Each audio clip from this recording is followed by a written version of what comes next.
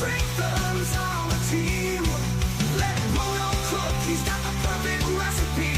Austin FC, our heart and soul, forever will be in the north, and we stand together. Through every game, through any. 1, 2, 3, 4. Green smoke, oh boy, who could it be?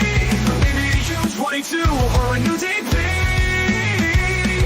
The fans await, the excitement grows, can't wait to see who Roto shows.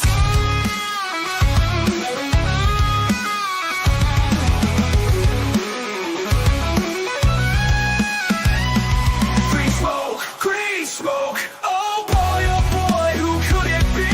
Maybe U22 or a new DP. The fans await, the excitement grows, can't wait to see who Roto shows. Green smoke. Oh boy, who could it be? Maybe a U22 or a new DP. The fans await, the excitement grows, can't wait to see who Roto chose.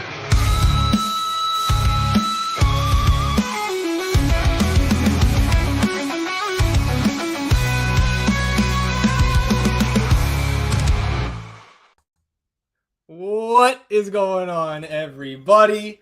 Welcome in to another live stream edition of the North End podcast. My name is Zach Graham, your host here in the North End, joined, as always, by my good buddy. He's on record as my best friend. His name is Ian Michaud, and we call him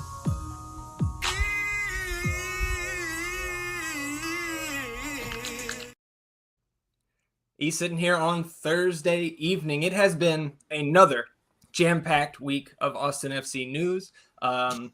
Pretty much good vibes all around from what I can tell. I can see you when we're behind the curtain there with that song playing. You were rocking out. I saw you doing a little Gam sprinkle along with Roto there. How you feeling, my friend? Fuck, man. Excited. Yeah. Literally just can't wait to get back to the queue and see this team in action. All this news coming in has been exciting in itself, the good and the bad, because the bad being the Seba departure. You see the figure now, and I don't feel too bad about that. You see who's coming in with all that money that we just fleeced off those fuckers at River Plate, and it's even more exciting. Yeah, Dubersarsky in here now and everything, and I'm excited to chat about this kid.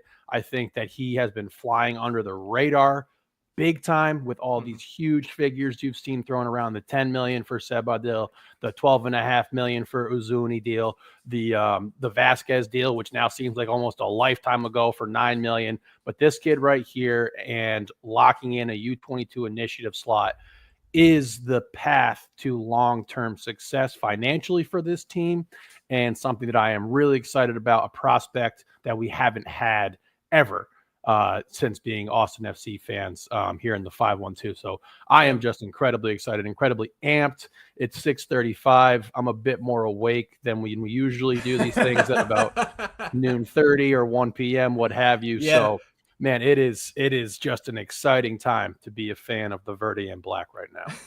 Man, imagine if we recorded at 11:30 p.m., just prime E hours. Yeah. I don't know, man. We take off here. I know we are going to have a couple of friends join us here. We've actually got one waiting in the wings. I want to check in on our friends in the live chat as well. And Ari Silva, #1 North End podcast fan, right in there at 6:30, first one in the chat. Good to see Alex here saying Doobie Smoke. And I think that's a conversation we got to have here tonight and going forward is what's the nickname for our newest U22 signing here? Reglis in here, Scott in here saying how much do they need to spark up to get that much smoke? And Stephen Mackey in here, good to see Mackey, said maybe we call him Starsky. I'm not sure. Ari's in the HEB parking lot, maybe waiting on family, who knows, but hanging out there in the HEB parking lot. Don't go in, might get traded. Mason here saying he's sitting in my game day green, blasting the victory song, smoking out of a green chicken. Let's fucking go. Acid bath in here. Skamikaze Haven't seen Kamikaze in the chat before, so welcome in. Nawire in here, Super Dubersarsky. Cam in here, George in here says, is this the best transfer window or what? Our buddy Phoenix, P Mike, Chad, good to see Captain Chad there. Who else we got in here? Will's in here, Will's Coleman, and Jackson. Good to see Jackson as well. So look, we got a press release to get to, we got all kinds of stats, we got highlights, and we got friends waiting in the wings. But look, we're moving on up here in the North End. So before we bring on our first guest of the stream, we got a little live advertising. The MLS season is almost here. If you want to make some picks on your favorite players in sports, check out Underdog Fantasy's Pick'em game. You choose higher or lower on between 2 to 8 players, and you can win up to 1,000 times your entry. Underdog is available in 33 states, including right here in Texas. To sign up, click the link in the description of this video and use promo code NORTHEND at sign up, and you'll get up to $1,000 in bonus cash and a free pick to get you started. So join the millions of fans who have won billions on Underdog. Ooh, would you look at that? Underdog Fantasy officially partnering here with the North End. You and I, obviously fans of Underdog Fantasy, so excited about that. We'll have more Underdog content going forward and hopefully extending that into the actual MLS season. We're looking forward to that. Good to see our buddy Mike in here, one half of the North End Pirates. We will see you this weekend, my friend. And the other half, we got both Pirates in here, so good to see B. And then let's not wait any longer because we got the big man waiting in the wings. Phil West of Verde All Day. Phil, I know it has been a busy week for all of us, but especially you, the #1 Austin FC blogger in the universe. How you feeling about this move? I feel pretty good.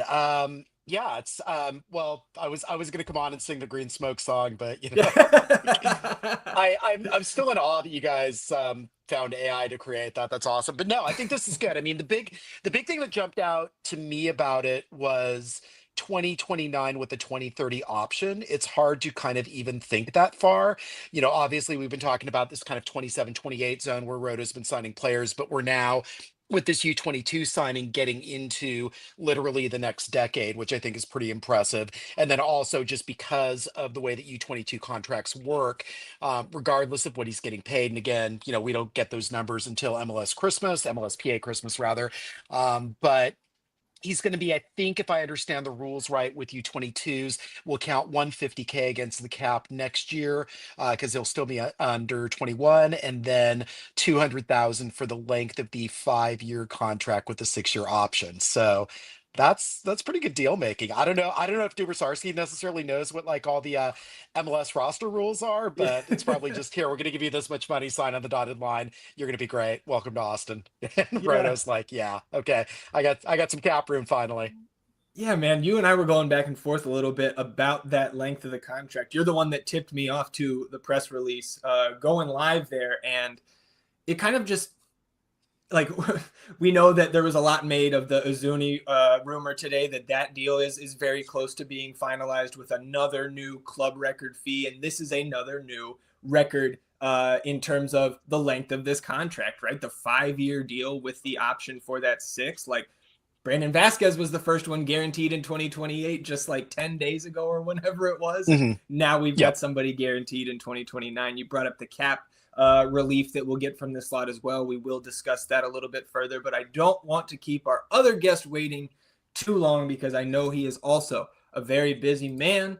We've got H from We Are Austin TV. Hernan, welcome back to the North End, my friend. It's good to see you. How you been? What's up, guys? What a busy week. I mean, there was folks saying that we're not doing anything in the market. Now I'm trying to find the hours to try to keep up with all this stuff, man. It's so much going on. Yeah, man. And this is just like one of the dominoes we're waiting on becoming official, right? Because we expect to get, I don't know if we put up black smoke when we sell a player, I'm not sure, but we expect Driussi to be officially, on the move here in the coming days, and then the Mirtu Uzuni acquisition as well. But here to talk Dubersarsky. H, I know you guys have been talking about Dubersarsky a lot in the kind of We Are Austin TV corner of the Austin FC fan universe. What are your opening thoughts on this guy as we bring up the press release and we can kind of get more into the nitty gritty of our newest player? No, I was waiting to come onto the main stage. I was listening to what Phil had to say about the U22. Definitely sticks out because of our history with those slots, but the 5-year deal, I think Phil hit it well when he said that it's hard to even think about what's going to be going on in that time. I mean, when his contract is over, like Phil said, we're going to be into the next decade. We're going to be into the 2030s, and Yeah. Nico's probably going to still be here, right? So one of the things that a lot of people have been asking about with this signing is, well, can you post any highlights? Can you post any of his goals? What can we see? What's so flashy about him? And I don't think Nico is one of those guys who's going to get you excited off of what you're going to find on him on YouTube or whatnot. I mean, there's going to be stuff that's going to make him look good. That's what highlights are meant to do. But this is a guy that's going to be sitting in that midfield. He's going to be helping Danny. He's going to be helping whoever is in the attack, like Owen Wolf. Now that Drusy is not here, and what I'm very excited about, guys, is this guy is going to be able to learn. I don't know if he knows it or not, but he's going to be learning under one of the best midfielders that this league has ever seen, Ilie Sanchez. You know what I'm saying? The amount of resources that he's going to be walking into to Austin FC is going to be pretty cool. And I mean, there was $3 million, I think, that was paid for this guy. It's going to be very interesting to see just how he plays out. But I'm excited for some Dubersarsky action in Austin. Yeah. Yeah, and I Yeah. mean he's like basically like kind of a pure six destroyer. So Zach, I texted you a graphic. I'm going to throw this into the article that I'm prepping on Dubersarsky, but kind of a comparison with him and Andres Cubas, who is one of the better D mids in the league. And I mean, basically, a lot of their defensive numbers are the same. Cubas is a better passer, and I looked at Diego Chara's numbers too, and Diego Chara is like a way better passer. So there's definitely holes in his game. He definitely needs to develop. But yeah, Hernan, I think you make a really good point about studying under Ilie. That's going to be excellent for him, for his development. And essentially what Roto's done in this window is he's taken that kind of Ring Valencia D mid rotation and has replaced it with Ilie and Dubersarsky. So you've got somebody who's seasoned and probably a little better than either of those players. And then you've got an understudy in Dubersarsky who's going to have the chance to develop and take that over once Ilie is ready to hand off and retire. So it's good for the present. It's good for the future.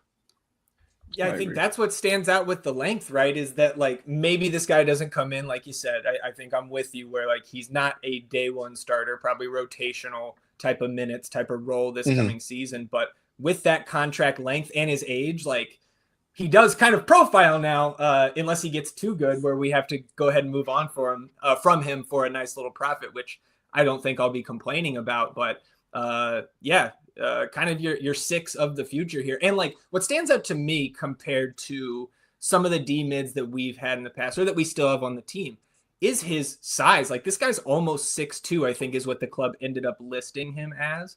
But he's a much taller defensive midfielder than I'm used to seeing. And I think you had some similar thoughts when we were kind of dancing around this talk on Sunday's episode. Now that you're seeing some more highlights of him, any other takeaways? Again, this is a lot of like defensive highlights, right? It's not banging in goals or anything like that, but that's not necessarily what we need out of this position. To me, what strikes me from these highlights is he seems very, very aggressive and decisive in his movements. Absolutely. And I thought that what H said there about like finding highlights on this kid and what's going to be like shiny or flashy about him. I don't know if there's a lot of that to his game, right? Like he seems like a glue guy. He's going to be a fantastic defender, hopefully as he progresses. And I thought that the point that both of y'all made about him being able to learn under Sanchez is something I hadn't thought about with all of this noise that's been around this club as of late. But like that is just a fantastic situation for him to be able to study under him, learn from him, and then hopefully develop. Because again, I feel like I'm just talking and reiterating the points that both of y'all have made right now. But having him for that duration of that contract and being able to grow him and maybe not have to sell him moving forward is something that sounds like really fantastic to me. Many games, I can't point to one outside of Charlotte. But looking at the size of some of these other teams and then the players that we had out there and the comparison, the difference about how much larger these teams were than we were, I'm excited to get a Brandon Vasquez that profiles at 6'3", this Dubersarsky that's looking like 6'2", 6'3". I think it's just going to be something where you're looking at the formidableness of this club that's just going to add to it. So I'm incredibly excited about this. Like I said, I thought that this dude has been flying under the radar with all the big numbers floating out there. But this is a glue piece that you get and a clear upgrade over a Johan Valencia, in my opinion. Yeah, as one of our esteemed colleagues said, he doesn't even have a Wikipedia page yet. Yeah. Well, he does have an FB ref page, and I know, Phil, you're pulling charts with Dubersarsky and Kubas, but one that I have and I did here. want to make I did want to make one point. So Ariels, you're going to notice, is kind of the one hole in his defensive game, which is kind of curious for somebody 6'2". So maybe hopefully he learns how to use that height. But look at the rest of those defensive numbers and how those jump off the chart. Yeah, and I was wondering too about the passing numbers and how they're not, it's at the bottom end of most of those metrics that are in the scouting report here on FB Ref. And I know our buddy Kevin Morris was kind of hypothesizing that his former club maybe plays a more counter style of offense where like there's not a ton of pinging around the back for Dubersarsky to do. So maybe that's a factor in why these numbers are so low. Any hypothesis there? Maybe just in agreement with that one? I haven't watched any Instituto AC games, Yeah. so I don't really know, but yeah, I mean that to me this indicates somebody who basically is just relied on to be a stopper. So, and I think, but I mean, he's 20, he's young. I think other parts of his game can evolve, and it's not like he's not going to develop those down the line, but certainly right now, I mean, we see that, there are parts of his game that he definitely needs to work on, but there are parts of his game where he definitely has those things down. And and you're bringing up a comparison with Valencia here, which is interesting. So you see, obviously, Valencia much more passing. Obviously, a lot of that has to do with Austin's system. Right. But we were still kind of concerned about, progressive passes, definitely progressive carries. You see that neither of them do that really well. But you look at those defensive numbers, and again, and these are, I think Argentina's, they're included in men's next 14. So this is the same sample size as MLS. So you're seeing in terms of blocks, in terms of interceptions, you have somebody who's outperforming Valencia at those categories already. Yeah, that's the big thing for me is that like we need one of those ball winners in that defensive midfield, and he profiles as exactly that. And look who shows up in the chat here. I think, Kevin, this is a little bit before your nightly window for Verde talk here, buddy, but good to see you in the chat. We got a couple other friends in here. Profe as well says, of course, Zach mentioned height, but agreed his physical stature is a benefit. Miss you, Profe.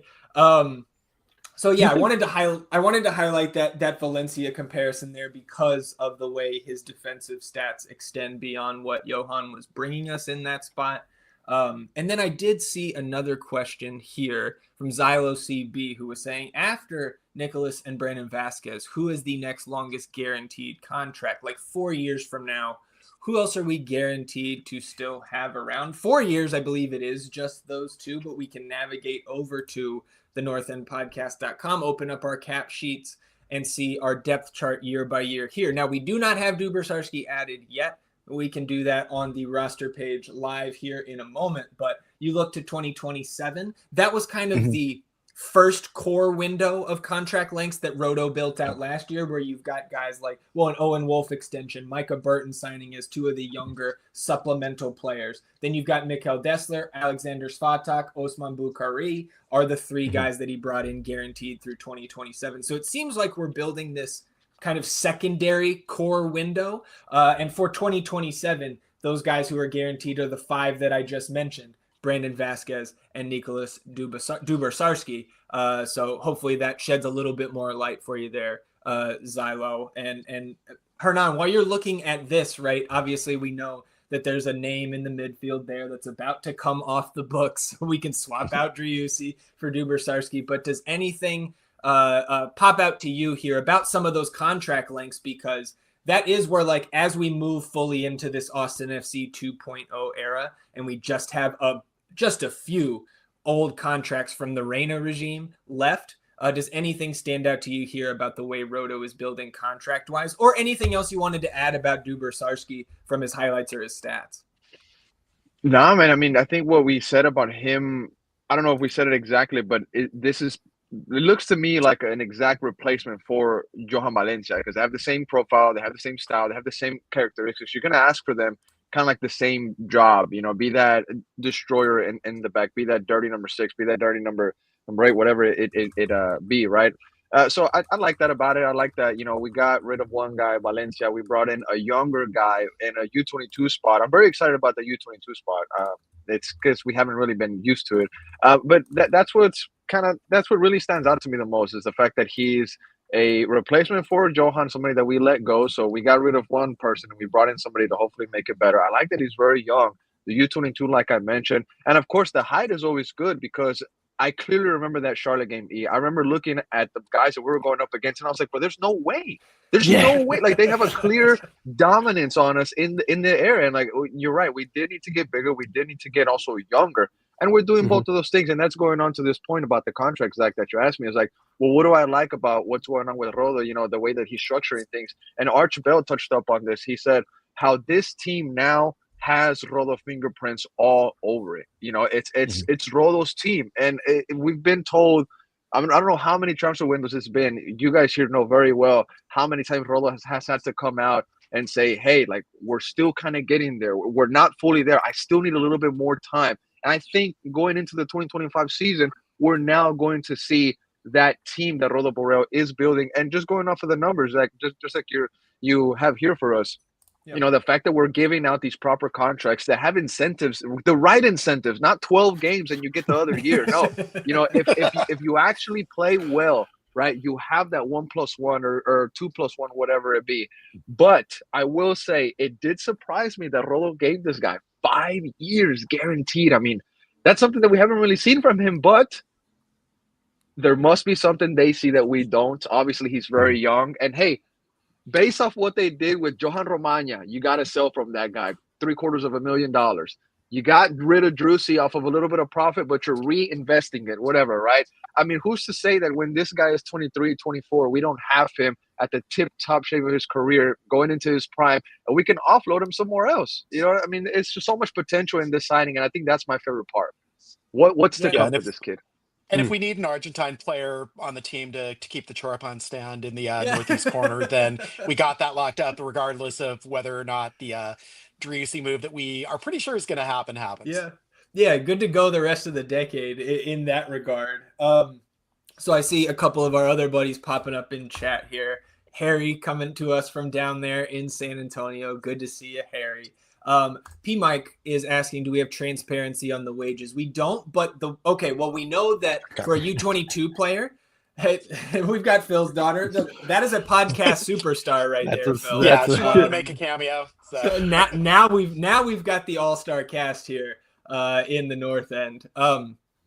But in terms of the wages and the cap hit for U22, like Phil was describing earlier, for the first year of Dubersarsky's contract, it will be a $150,000 cap hit because he is he is 20 years of age or younger, and he just turned 20 last month, so he will be 20 throughout this season. Then the remainder of his guaranteed, yeah, exactly, and the remainder of his guaranteed contract will come in and hit the cap at $200K, and his wages, I believe. And Phil, you can correct me if I'm wrong, cannot be greater than the max cap hit in MLS in any given year as a U22. So the maximum we could be paying this kid is $743,000, give or take, here this season. And I honestly don't think, especially with the numbers that have come in for some of these veteran players, I don't think he's anywhere near to the max cap hit in terms of his actual salary. Phil, anything to add there in terms of the salary cap and just kind of reiterating that for the roster? Yeah, I mean, I guess, yeah, I mean, in terms of like what he's actually getting paid and what his contract is, I mean, we'll know that in the spring. But yeah, for now, I mean, obviously, I mean, U22 can be a really smart way to build. The thing is, obviously, if those players are not contributing, then that becomes kind of problematic. I mean, we've seen that. We saw Gite, perform really well in one game and be kind of sporadic the rest of the way. Obviously everybody's familiar with the Rodney Redda saga, but again, this seems like somebody where you can take a flyer on a player like this. And I mean, if they are committing to 5 years, I mean, I think that they probably believe in him. If they didn't think that maybe he was someone who's going to maybe necessarily pan out and it was riskier, they could have done 3+1, but the fact they committed to a 5+1 is a sign that they see something, they see potential for him to develop. up. So I'm really encouraged by it. I mean, I think it's a good solid move. I mean, they needed to get some kind of D mid supplement to Ilie, and they Mhm. needed to, if they were going to use U22s, they needed to start kind of thinking about judiciously where to do that. And I think that's a good place. I think it's riskier when you have an attacking U22, although that seems to be kind of a lot of what MLS does too. They'll try out wingers, they'll try out attacking mids in those positions, forwards in some cases. But I think this is good. I think this is solid. Again, we might get to this a little bit. I mean, it's still speculative on Azuni, but I'm still kind of curious about a front three of Azuni, Vasquez, and Bukari, and how that connects to the back line and the D mids. I still Yep. don't necessarily, I'm not necessarily convinced that Owen and Danny are it in terms of like dual eights, in terms of we've seen them both play as tens last year, and Mhm. that didn't go that well, but not a lot went well last year. So maybe they're developing, maybe in the system it's going to work out. Curious to see. I mean, again, I kind of thought that Uzuni was a plan B for Vasquez, but if what we're reading for Bogert is believable, and generally it is, he's right most of the time. I think that we are going to figure out how to, pound that seemingly square peg into a round hole. And he's played left wing, but kind of seems more of a pure striker. But goals change games, as we know. Yeah, yeah, and like this reminds me. Obviously, it's not a one-to-one comparison, but this transfer window, especially in the attacking part of the field, reminds me of what the Galaxy did last winter, where they spent Mhm. 20 plus million on Paintsill Right. and Peck, and now Mm. Austin is out here breaking club transfer records and selling Driussi for 10 million. Like I think heard Tom Bogert say today that I think the Izuni purchase would be like top 7 in league history if it is indeed Mhm. 12.3 million. And again, the club will not disclose these, I don't think. That's kind of traditionally how this is done. Like Hernan mentioned earlier that it was reported as a $3 million fee for Dubersarsky for 80% of the players' rights, right? So if Austin is able to turn around and flip Dubersarsky down the road for a profit in the transfer market, that 20% of that fee would go back to Instituto, still holding that 20% of the player. And this is a good question from Jose. It's good to see Jose in here. He was asking, when can we expect him to arrive in Austin? Jose's hoping by the first week of February. H, I don't know if you've heard anything on this. I saw somebody speculating today that he was already here for his medical. Have you heard anything? Phil, have you heard anything? H, I'll go to you first. Mm-mm. I haven't heard anything about Nico, honestly. No. Everything's been kind of underneath the cloud of Drusi. Usuni comes into the picture, but Nico, Yep. they haven't really mentioned anything about him. And if he is here already doing his medicals, it wouldn't surprise me because the club made it official. Usually the club makes their post, and then maybe tomorrow we'll get a picture of Nico in like a jersey, and Mhm. that'll confirm it. Yeah, that's what crumb season is all about, right? Scan Yep. scan Crumb social media for season. pictures, get the new numbers, Exactly. see who's showing up, see who's on trial, all those sorts of things. Yeah, and Exactly. you guys are great at that.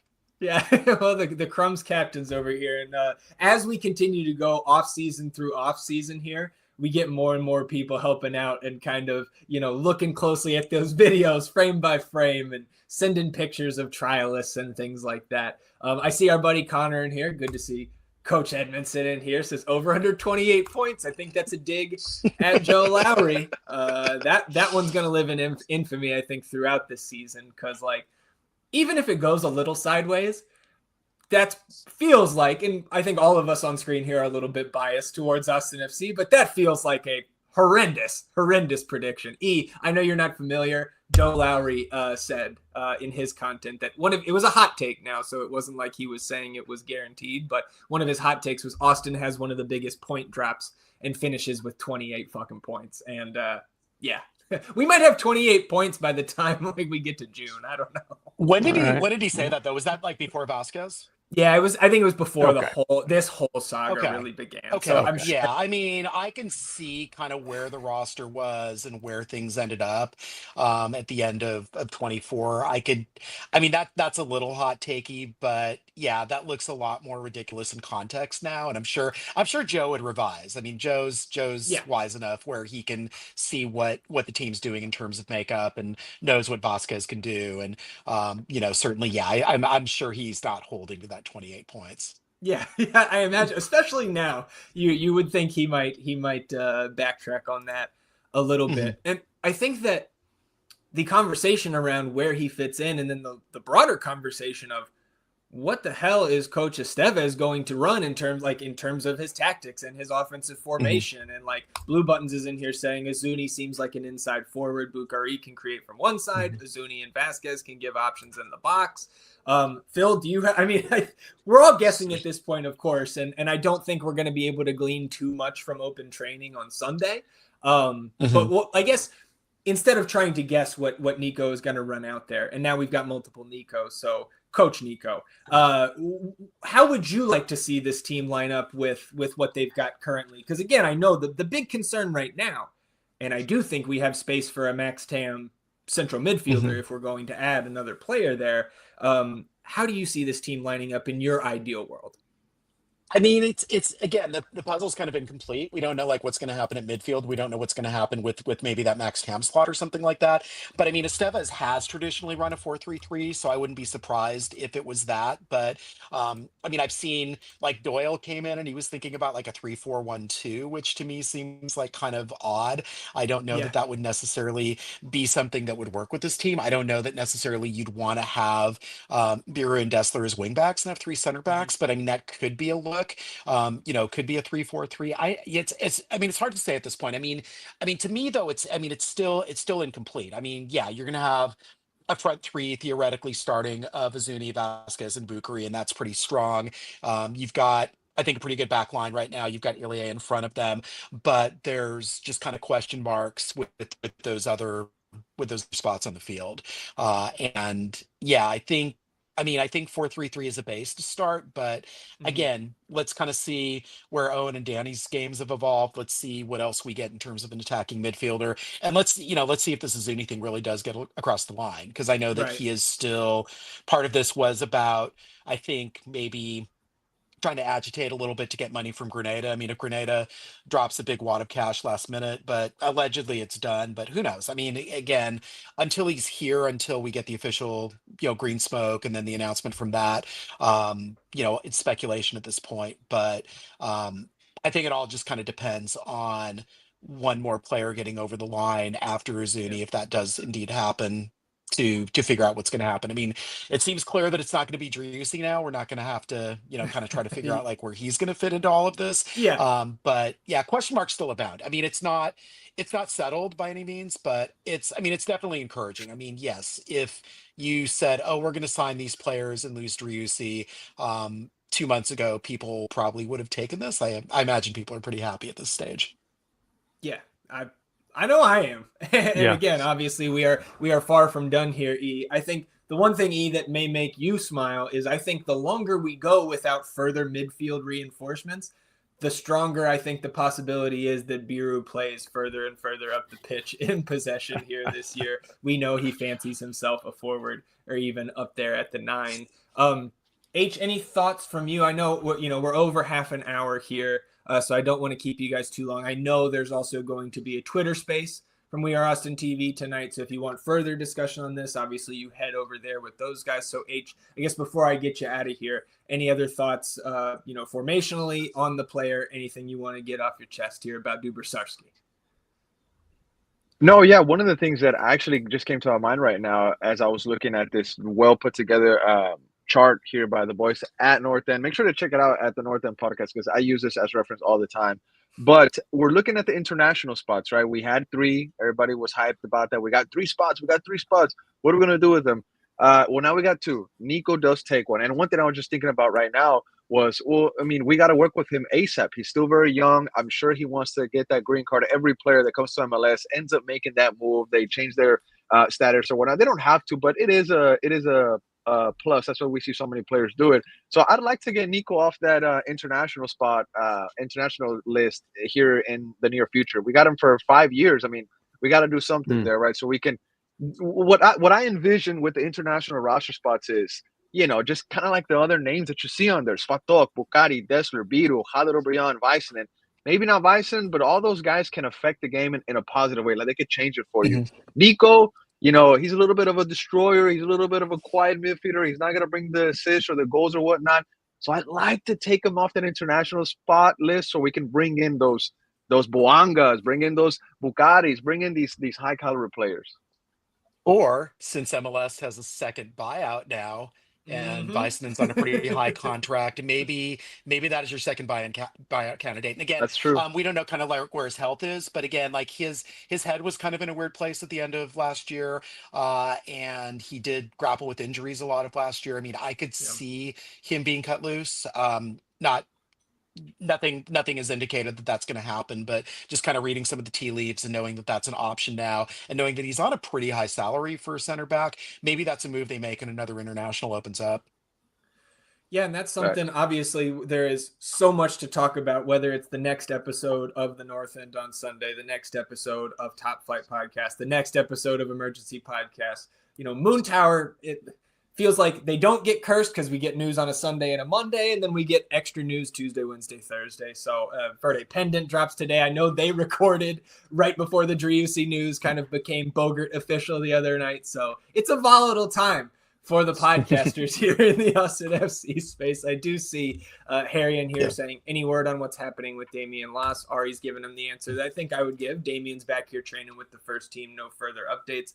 I think if he's going to go back out on loan, to me, it would make sense to go back to Louisville, and they'll be here in a couple weeks in Austin for the preseason friendly. So we might see, if he's going to go back out on loan, maybe he crosses to the other bench once again for that preseason match. And just going back to what H was talking about the roster sheets here and Phil bringing up the second buyout. We'll talk more in depth about the MLS rule changes that have been announced over the last week. But I'm right there with you. Like that second buyout, and that may not come till the summer. Like we can kind of see where our biggest need is, but I would expect that to be used on one of these international slots, because I think we do use another U22 at some point, whether it's now or in the summer. And then I do expect a TAM level, I think midfielder, but TAM level player to also be added. I would be pretty surprised if we went into the season without the senior roster full 20 of 20 there. So I have my fingers crossed for a green card coming in, because we know that if Driussi does in fact go out and Azuni comes in, that would take up that 8th international slot, and we would just have one international slot for those 2 remaining senior slots. And you would think a U22 would probably have to be an international, unless we can turn up some domestic U22 or a domestic TAM level player, which neither of those grow on trees. Any other thoughts from you guys? H, I'll go to you first because I know you guys have a Twitter space coming up. No, man, honestly, I think, with this great cast that we have on here, a lot of the points were hit on the head. I think we're all excited for Nico. I mean, you're not going to be expecting the kind of numbers that Drewsy used to give you, but, there's jobs and there's positions on a soccer team that have to be filled, they have to be done, and team players gonna have to fill those roles. And Nico's one of those guys. He's not gonna come in here to save the season. He's gonna be in here to be another role player. And guess what? He's 20 years old. You gotta earn your name, bud. Guess what? You're at the bottom of the barrel, dude. You might be the most expensive signing for Instituto in their history, but here in Austin, man, you're just another kid, dude. You're just another U22, buddy. And I don't mean that in any form of disrespect. I just want him to earn his name. I want him to earn his legacy with us. And Austin is such a inviting city. The fan base is so warm and so welcome. They're going to receive him with open arms. You know what I'm saying? They're going to look like his ears open like that. And it's going to be fun. It's going to be a good time, man. 5 years of Nico. I'm excited. Welcome to Austin. Bienvenido, Nico. I wondered if that was going to come up. Yeah, at some point, right? Good on you to do that. And not it looks force like me to. It kind of gives me ACC vibes back in the day. ACC, he had a surgery. He had a surgery to pin his ears back, but his ears used to be just like Nico's. Well, shout out, boys. Yeah, man, really appreciate you hopping on short notice here. And everybody, again, once you're finished here in the North End, you head over to X. You jump onto that Twitter space with H and Bali. Appreciate you stopping by, H. We'll talk soon. Later, guys. All right, Phil. I know you probably have to get to writing an article and doing all the statistical comparisons and all that. And I am sure going to be Charts Ahoy over here. So yeah. I'll have to by morning for sure. So And of course, yeah, Verdi all day on Substack for now, ... Stay tuned. And so Okay. that's going to be, so I'll be writing on that and obviously waiting, did a thing on Driussi and kind of waiting for the end of that era, that whole kind of like Reyna, Wolf, Driussi triumvirate, which has basically Right. defined kind of the first 4 years of the club. That seems to be coming to an end. So definitely got to wrap that up once that news hits. But we are obviously all kind of still waiting for everything to get from Bogart official to club official so we can talk about it in earnest. And yeah, it's but it's a great time. I'm getting really excited for February 22nd. The closer and closer we get, getting really excited for our draft whenever that's going to happen, Oh and yeah. wondering Yep. which Austin player I might pick now that there seem Right. to be choices other than Stuver that I'm gravitating towards. Yeah. Oh man, yeah. It's gonna be E. You got to hold me to my New Year's resolution. We're not drafting an Austin player in the first round. No matter what. All right. Hold me to it. no Vasquez in there. We'll see. Look, New Year's resolutions made to be broken. So Phil, appreciate you stopping by, my friend. And we'll be on the lookout for the next emergency podcast with you and Moises as well. Yeah, I think we're gonna record Friday, so we'd probably go up with that on Saturday. So again, yeah, we're kind of sporadic with that. That's how we roll. So actually when emergencies happen, we just kind of sit on them, and then imagine emergencies, we tend to pop up wherever. So yeah, just look, you can get on those feeds everywhere you can find podcasts, and then it just becomes a nice surprise for y'all. We are unpredictable in that way, but definitely predictable in terms of the content on Substack. Pretty much, at least 4 times a week I'm going up with something. Love it. Always a must listen for me. If you don't listen yet to Emergency Podcast, go get on it this weekend. Phil and Moises. Phil, appreciate it once again, my friend. We'll talk soon. Likewise. All right. See Take you, care. See you, Phil. All right, E, let's wind it down here. Let's check in once again on the chat. And Profe was saying, how many center backs do we have? We need Leo as depth at this point. And I agree currently, right? We've got 4. We've got Leo, BHI, Svatok, and Cascante.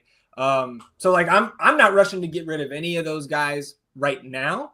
But I do think if we're talking about, right, Phil brought up the second buyout, and we're going to dive into all of the news of the week on Sunday's regularly scheduled episode. And then, of course, whenever Azuni, we'll knock on wood just in case, whenever Azuni becomes official, we will also fire up the live stream then. But I'm not really rushing to get off any of these guys, because if Roto is sticking with Leo, despite our frustrations with him last year, especially at the end, then I'm riding, man. If he's somebody that Roto wants to keep around, I'm with it. Yeah, I mean, I came off my super hard stance of get Leo out of here at all costs, and hoping that he can go into this new season feeling a bit refreshed, feeling in a better space mentally, hopefully physically as well. Some of that stuff is just, you can't control it, man. Like, injuries happen, they're random. It sucks, but you got to be able to, keep your head above water there. But yeah, dude, like, this is, you took the question that I really wanted to ask Phil and H about this. Like, are we going to see a complete overhaul of tactics for this team, and how are we going to approach this game? I don't think there's a great answer for that yet, because we do need to get this next potential signing in here. You have Azuni. The departure of Seba seems very imminent, but I like the idea of a TAM midfielder, which is something that we've been talking about since we really started this offseason and process and everything like that. But like, man, if you look at this turnaround and in the entire scope of like professional sports, how quick this has been relative to how long it takes to rebuild a team that was in the shitter, had horrible cap situations, many overpaid players, and now to be moving into here and sitting where we're at just has me so incredibly excited about getting back to the queue, watching what this team is going to be able to do next year. And I am just at a really all-time high, kind of, in regard to what this offseason has been compared to what it has been in the past. So really happy that we got both those guys on here to chat about this, but there's still more work to be done. And I think that Leo thing is a potential play, but there's going to be another guy coming in here, and I can't wait to talk about him in Azuni most likely. Yeah, man. And we're, look, we're here. We've been saying it for 18 months, that it's like, this is the next 3 windows. And like, we hoped that we could get more than we expected last winter in the summer, and the summer was great, right? It did. The results did not come, but the 3 players we added, and both you and I love. And now, like, again, clearly Rhoda was just waiting for the flexibility that we knew was going to come this window, and just blah, blah, blah, blah, blah. Yep. Like just Yep. rumors, deals, transfers. And again, not done.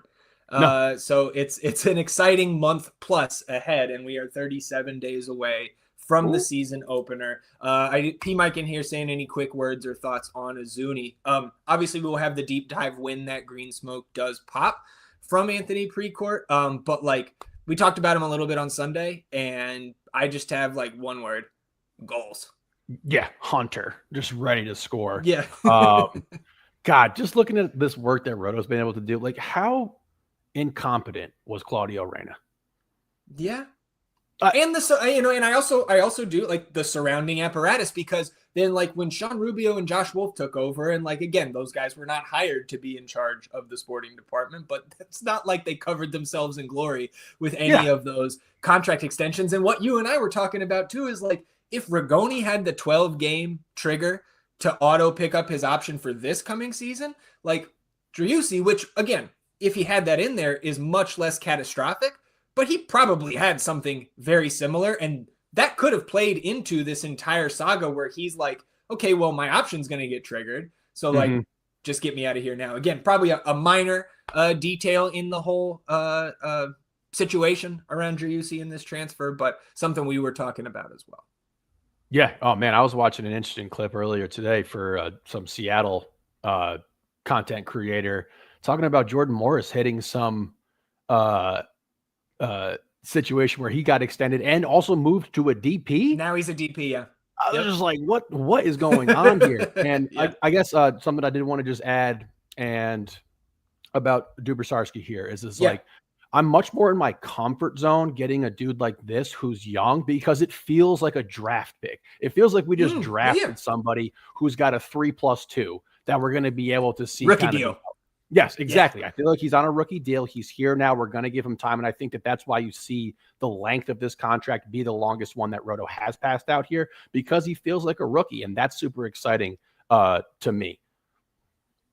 All right, well, we'll shut it down here on our Thursday, just over 45 minutes. It ends up here on this Green Smoke emergency live stream. Nicolás Dubersarsky, our newest member of Austin FC, on our way out. Shout out everybody that's been participating in the chat here. I see the Leslies jumped in a little late here. Very, very excited. Good to see Connor. Jose in here a little bit late as well. B. Reglas, a lot of good MLS fantasy assets, hopefully. Yes, sir. Jackson, George, Xylo, David said, thoughts on the in-league transfer rule? Just because we're getting, it's a little bit lengthy here on the live stream tonight, David. Sunday, we are going to deep dive, of course, into all of the new rule changes that were made and all of the other news. Like, I think it's going to be a pretty long one on Sunday. We'll try to keep it as condensed as possible. And then, look, shout out to the ownership, man. Like, these dudes are spending, and that's one thing I want to do. I know I've seen a number of fans kind of calculating how much we're spending, how much we're saving in terms of salaries by sending Driussi out. This and that. That's something we'll dive into deeper on Sunday as well. And Ari's saying, as long as the check clears for Driussi, good riddance, I say. And that's one thing too, man. Like, I do want to look back on all of, like, a lot of fucking good memories with the guy. And while it is ending on a sour note here, I do want to take some time on Sunday as well, assuming it's official. We're not going to cover any of this until it is official. That's why we get the Green Smoke stream here tonight. And P-Mike saying congrats on the new partner. Yes, Underdog. Go sign up at Underdog Fantasy. You click the link in the description of this video on YouTube. You sign up using the promo code NORTHEND, and you'll get a deposit bonus up to $1,000 and a free pick to get you started there. And of course, that financially supports the North End podcast as well. And so, as the Acid Bass says here, onward to Sunday. Appreciate you all tuning in, sticking with us here. And all you season ticket holders, we'll see you on Sunday morning. We're going to come back from open training, recap that, and then get into our next regularly scheduled episode of the North End podcast. Enjoy the end of your week, everybody. We'll do the same. We'll see you back here on Sunday for another episode of the North End podcast. Till then, Heezy, and I'm Zach. Vamos Austin FC, everybody. Green Smoke song. Green smoke, oh boy, who could it be? Maybe you 22 or a new DP. Fans away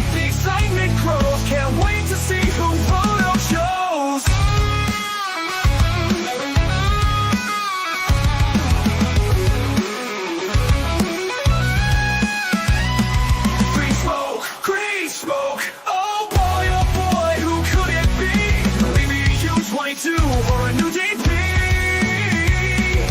Fans await, the excitement grows. Can't wait to see who Roto chose.